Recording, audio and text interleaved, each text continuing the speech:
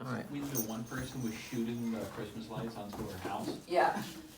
So it's like crazy decorating frenzy. Do you know anybody like that? That gets kind of crazy with their decorating?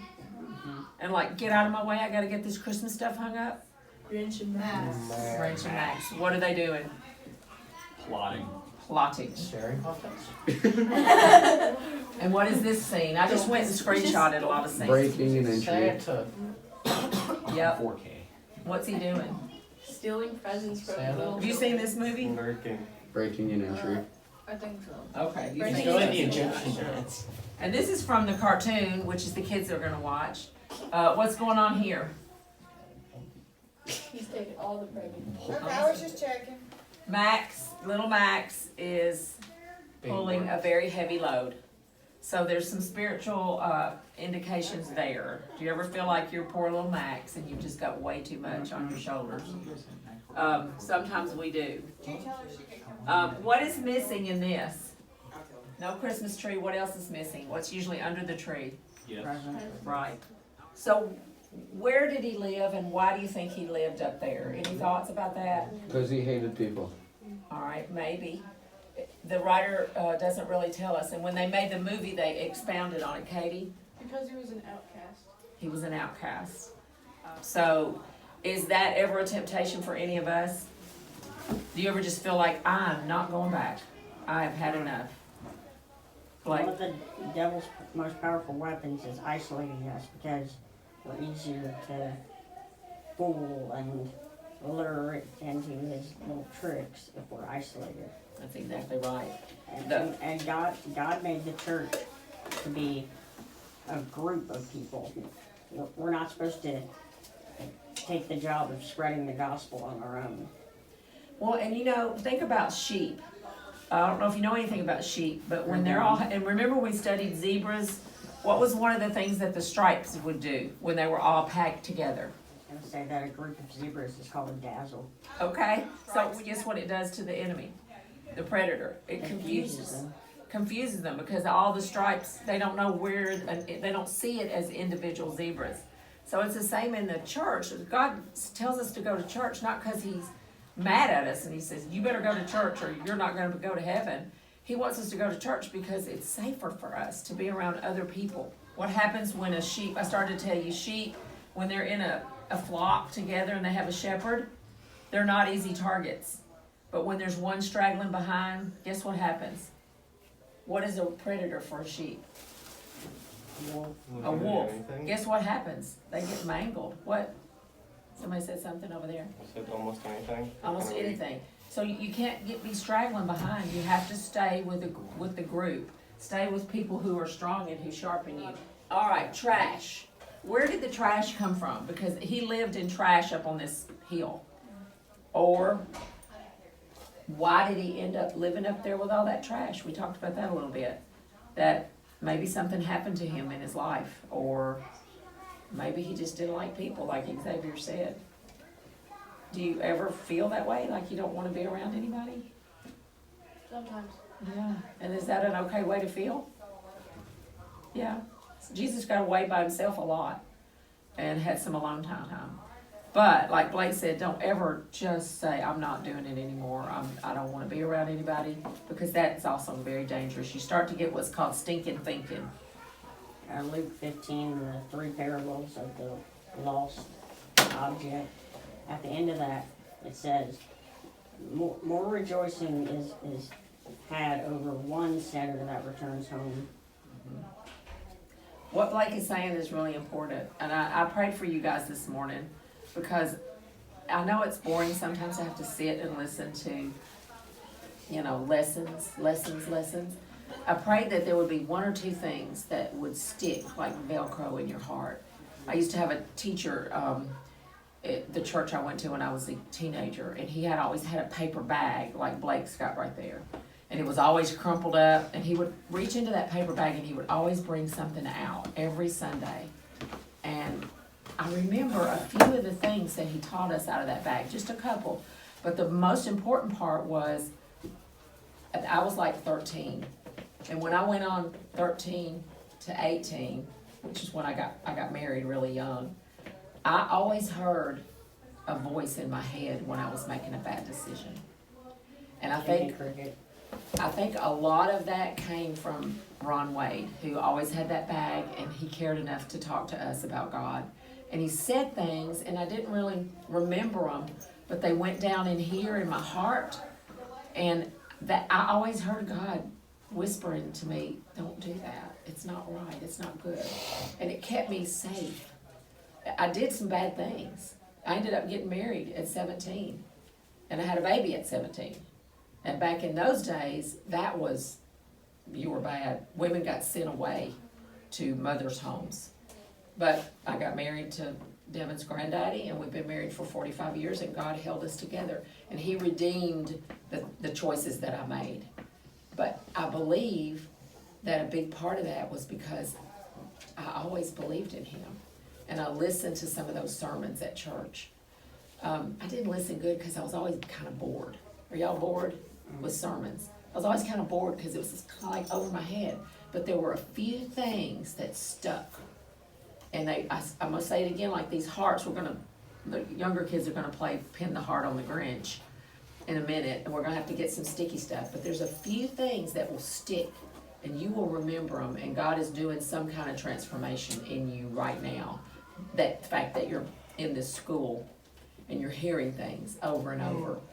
And that's what the whole Grinch story is about, is transformation. Well, in Whoville, they say that the Grinch's small heart grew 3 sizes that day. Very Dr. good. Seuss. Dr. Seuss. Go to a Christian school, you can hear spiritual things. You can hear what's right and what's wrong, and you can hear that it's going to be good for you if you do this. And guess what? It's going to be really bad for you if you do this.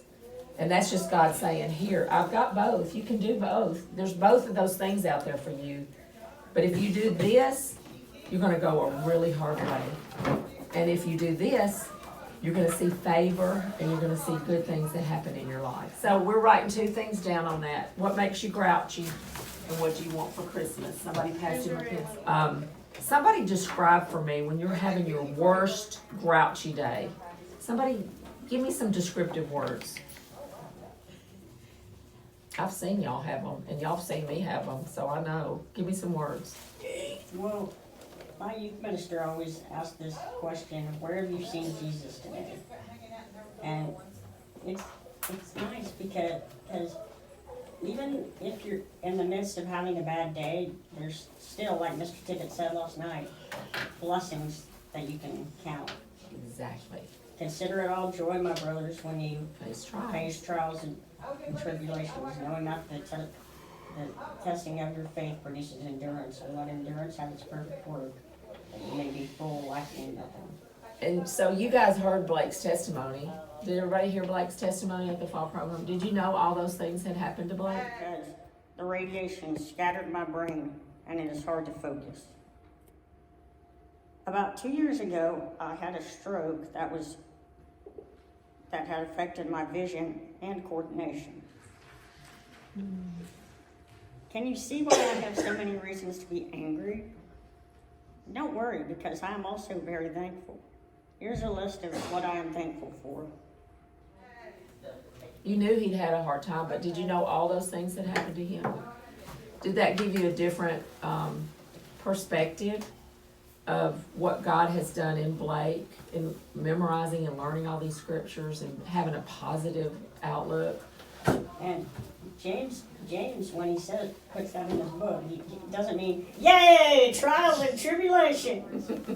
No, it doesn't. It just means if you develop the habit of looking for something good, even when you're having a really bad day, look for where God's working, it's gonna feel so much better in your spirit. If you grump around and spread it to everybody else, it feels awful. Have you ever gotten so angry that you lost control? Raise your hand if you ever did that.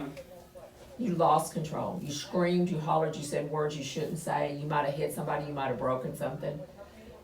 Think about how your spirit felt in your heart. Are you gone? No, I'm doing this stuff. I'm telling him he needs to raise his hand. Oh, mama. So think about how that feels. So let me tell you one step more. not only does it feel bad in your spirit, it's harmful for your body and your health in your body. Now, in Blake's case, he was a 5-year-old kid. That is not what happened with Blake. So that's not the case all the time. No. But it can affect our bodies.